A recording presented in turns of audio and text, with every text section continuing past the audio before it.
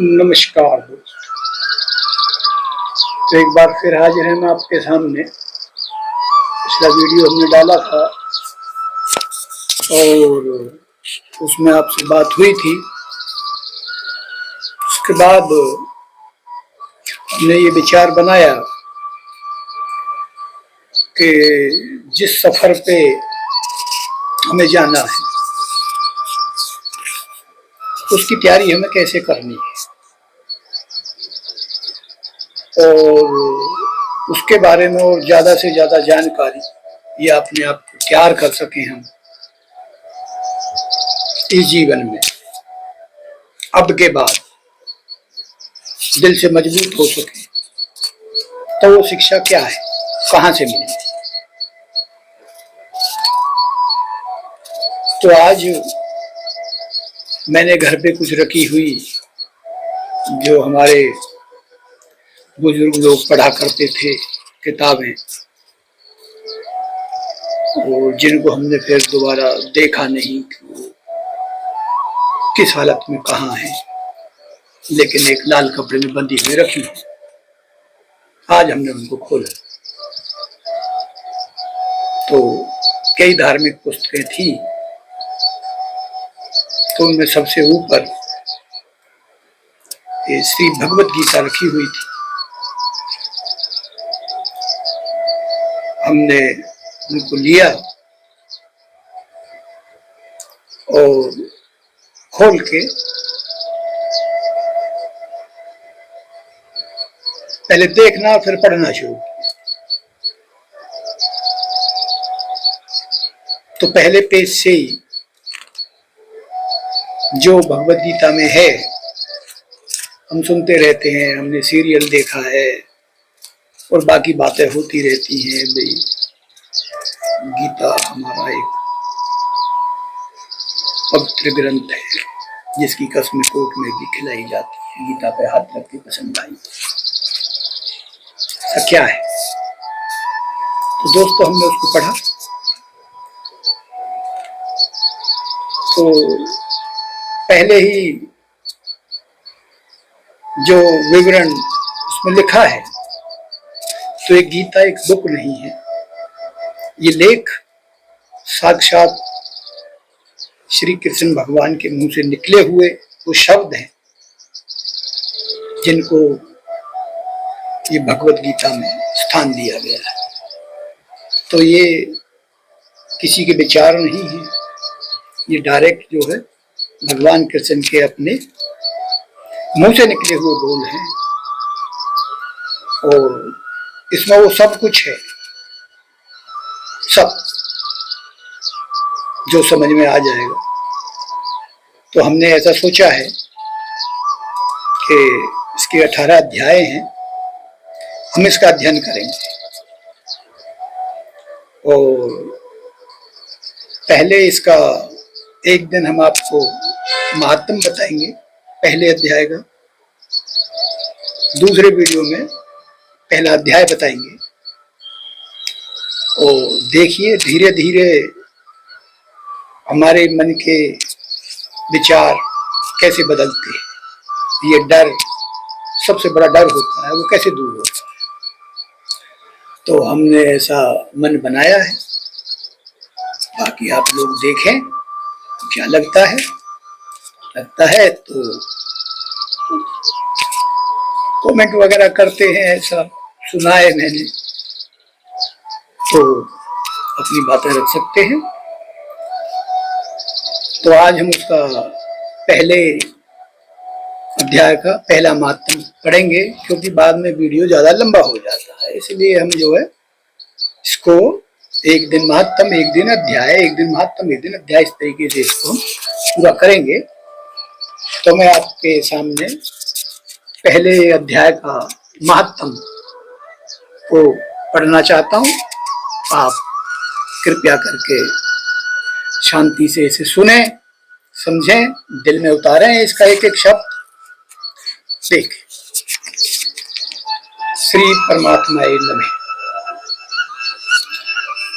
तो विवरण श्री पार्वती जी, माता पार्वती जी श्री महादेव जी से पूछ रही हैं ये शुरुआत गीता की तो पार्वती जी ने महादेव जी से पूछा है कि भगवान आप सब तत्वों के ज्ञाता है, आपकी कृपा से मुझे श्री विष्णु संबंधित नाना प्रकार के धर्म सुनने को मिले जो समस्त लोगों का उद्धार करने वाले।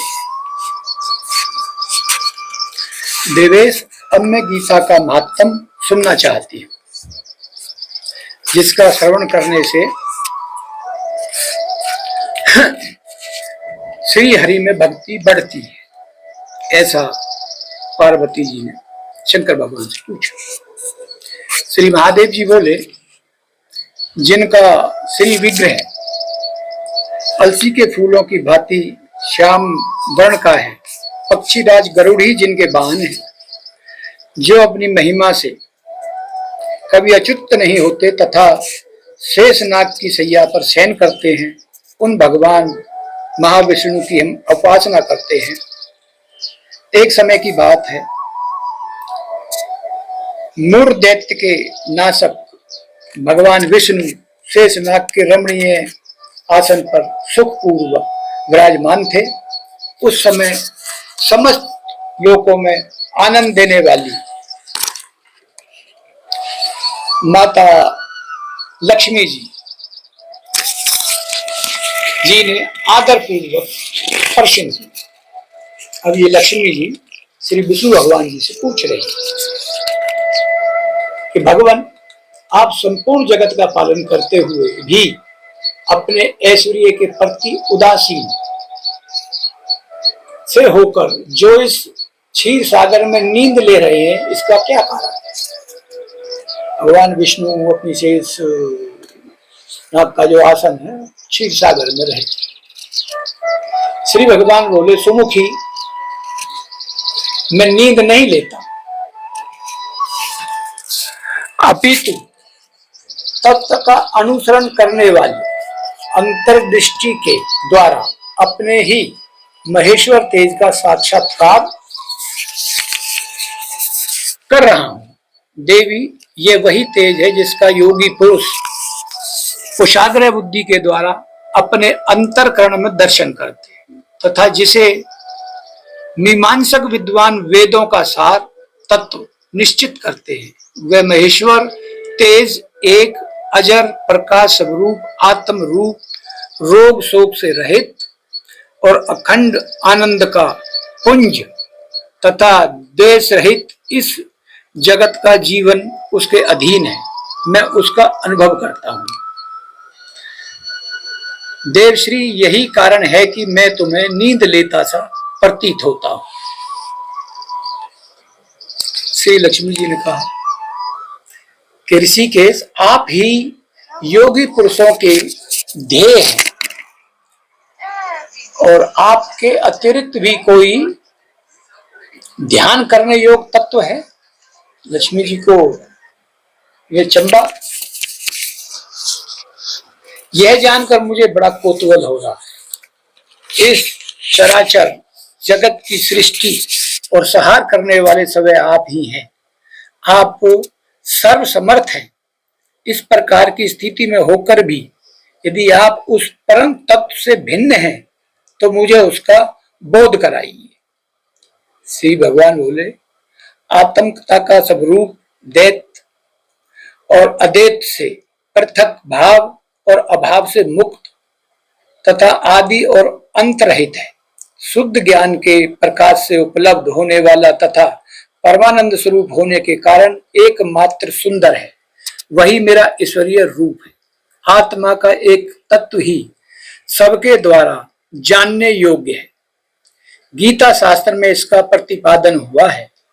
अमित तेजस्वी भगवान विष्णु के ये वचन सुनकर लक्ष्मी देवी ने शंका उपस्थित करते हुए कहा, भगवान, यदि आपका स्वरूप समय परमानंद में और मन वाणी की पहुंच के बाहर है तो गीता कैसे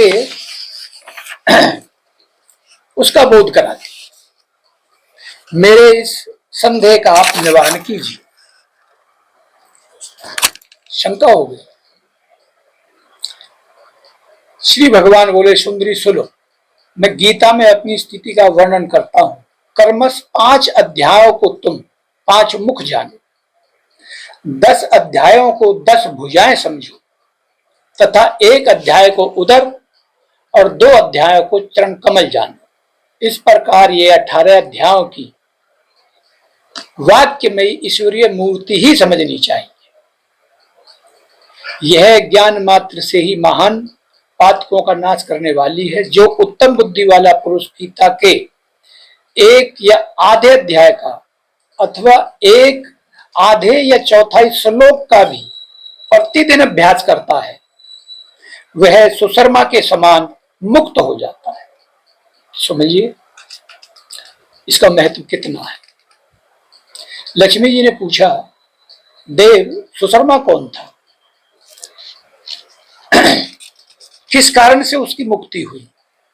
तो श्री भगवान जी लक्ष्मी जी को बताते हैं, प्रिय, सुशर्मा बड़ी खोटी बुद्धि का मनुष्य था। पापियों का तो वह शिरोमणि था। उसका जन्म वैदिक ज्ञान से शून्य एक क्रूरतापूर्ण कर्म करने वाले कुल में हुआ था। वह न ध्यान करता था, न जप, न होम करता था, न अतिथियों का सत्कार। वह लंपट होने के कारण सदा विषयों के सेवन में ही आसक्त रहता था। हल जोतता और पत्ते बेचकर जीविका चलाता था। उसे मदिरा पीने का व्यसन था तथा वह मांस भी खाया करता था। इस प्रकार उसने अपने जीवन का दीर्घकाल व्यतीत कर दिया। एक दिन मूढ़ बुद्धि सुशर्मा पत्ते लाने के लिए किसी ऋषि की वाटिका में घूम रहा था।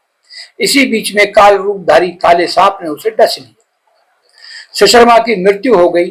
तदंतर वह अनेक नरकों में जा वहां की यातनाएं भोग कर मृत्यु लोक लौट आया।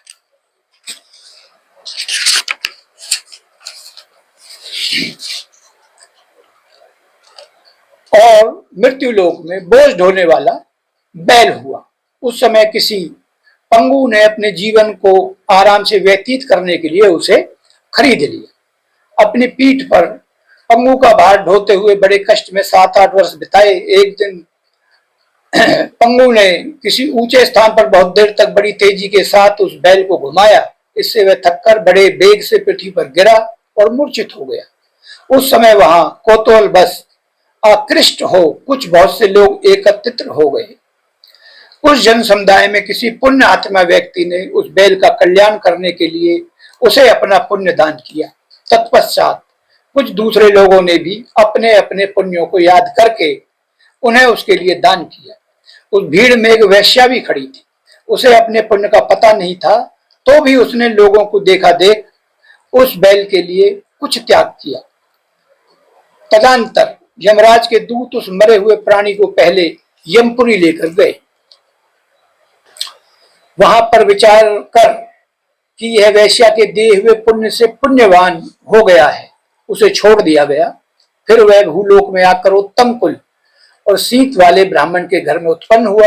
उस समय भी उसे अपने पूर्व जन्मों की बातों का स्मरण रहा, यानी कि उसे अपने पूर्व जन्मों की बातें अगले जन्म में याद रही।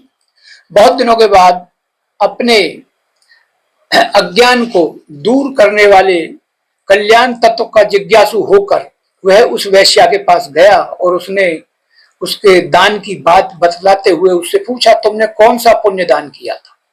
वैश्या ने उत्तर दिया, वह पिंजरे में बैठा हुआ तोता प्रतिदिन कुछ पढ़ता है, उससे मेरा अंतकरण पवित्र हो गया। उसकी पुण्य मैंने तुम्हारे लिए दान किया था। इसके बाद उन दोनों ने तोते से पूछा। तब उस तोते ने अपने पूर्व जन्म का स्मरण करके प्राचीन इतिहास कहना आरंभ किया। शुक बोला, पूर्व जन्म में मैं विद्वान होकर भी विद्वता के अभिमान से मोहित रहता था। मेरा राग द्वेष इतना बढ़ गया था कि मैं गुणवान विद्वानों के प्रति भी ईर्ष्या भाव रखने लगा। फिर समय अनुसार मेरी मृत्यु हो गई और मैं अनेकों घृणित लोकों में भटकता फिरा। उसके बाद इस लोक में आया। सुदूर की अत्यंत निंदा करने के कारण तोते के कुल में मेरा जन्म हुआ। पापी होने के कारण छोटी अवस्था में ही मेरा माता पिता वियोग हो गया। एक दिन मैं ग्रीष्म ऋतु में तपे हुए मार्ग पर पड़ा था। वहां से कुछ श्रेष्ठ मुनि मुझे उठा लाए और महात्माओं के आश्रय में, आश्रम के भीतर एक पिंजरे में उन्होंने मुझे डाल दिया। वहीं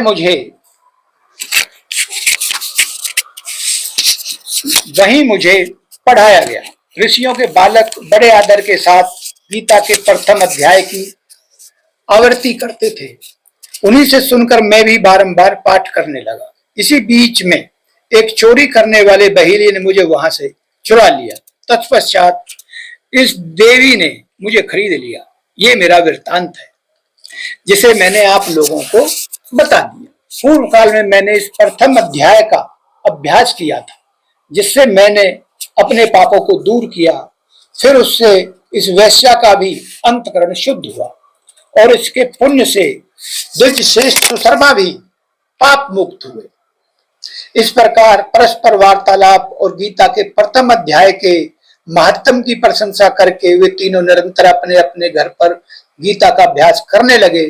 फिर ज्ञान प्राप्त करके वो मुक्त हो गए। इसलिए जो गीता के प्रथम अध्याय को पढ़ता है, सुनता है और अभ्यास करता है, उसे इस भवसागर से पार करने में कोई कठिनाई नहीं होती।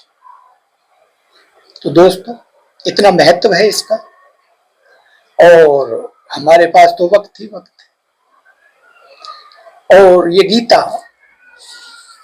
स्वयं जो कृष्ण भगवान के वाक्य है, जो उसमें लिखे हुए हैं, भगवान की वाणी है, इसीलिए ये इतनी पूजनीय है।